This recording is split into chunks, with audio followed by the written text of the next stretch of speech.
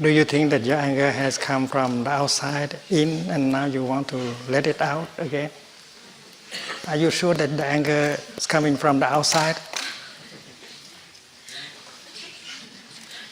That is a counter question.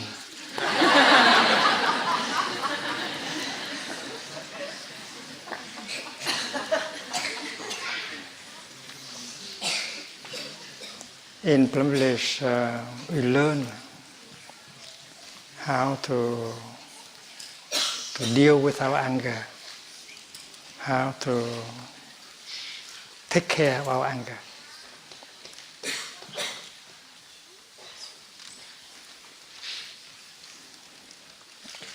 Anger is not something pleasant. It's like the mud.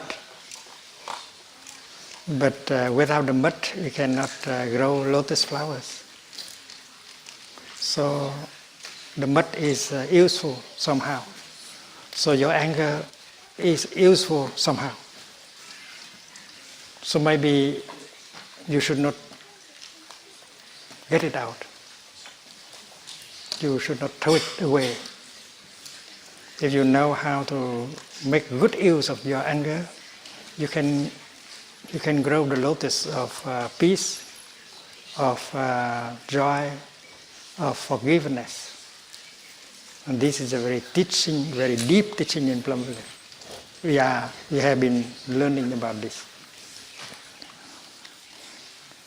Anger comes up not from the outside, but from the inside. Because we do not understand, and that is why we cannot love. And if we look deeply, we listen deeply, we'll be able to understand. And when we understand, there is love. And when there is love, anger just transforms itself. You don't have to take anger and throw it away. In fact, anger is something that you can use, and if you hold that anger in understanding, in compassion, then anger becomes something like love, like compassion. I will give you an example. The other fellow this morning said something unkind to you. He did something, or he said something unkind to you, and you suffer, and anger is coming up. And usually, if you are not a good practitioner, you want to give that boy or that girl a punch, punish him or her. And that is anger in us. And that anger is a kind of mud. It could smear everything. So we need to be aware that that mud of anger we have to handle, and do not let the mud to smear us and smear the other person.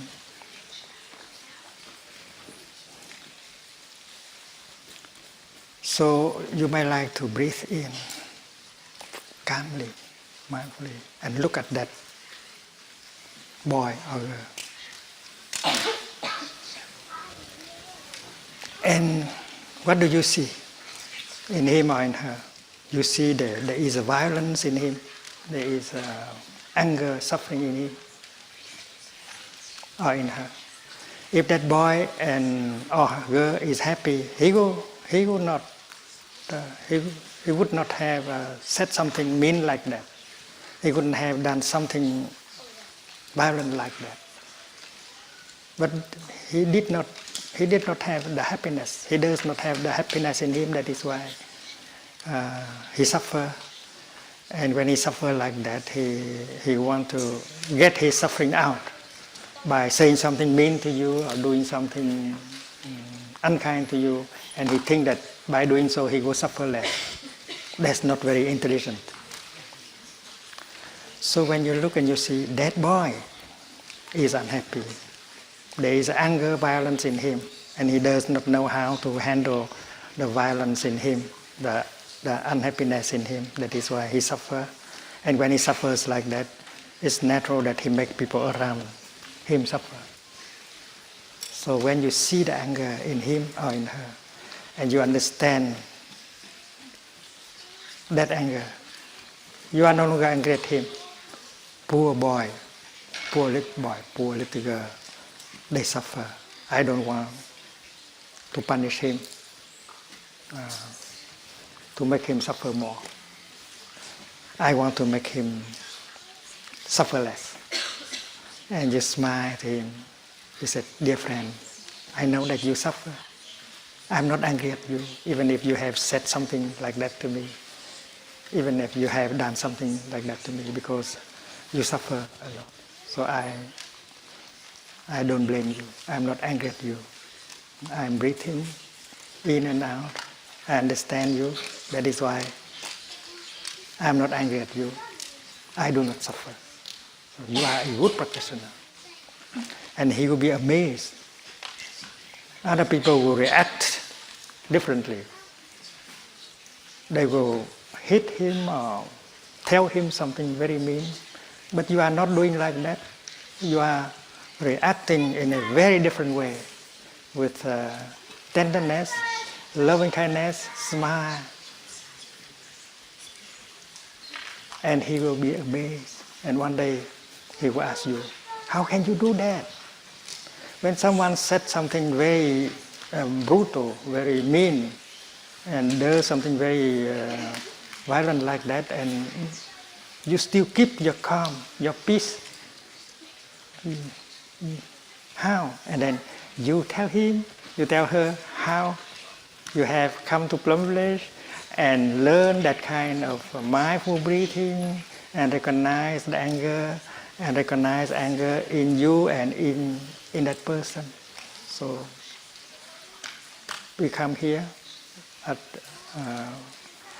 as very young people, and we learn these wonderful things. And you might be able to share that with your friends when you go back to school.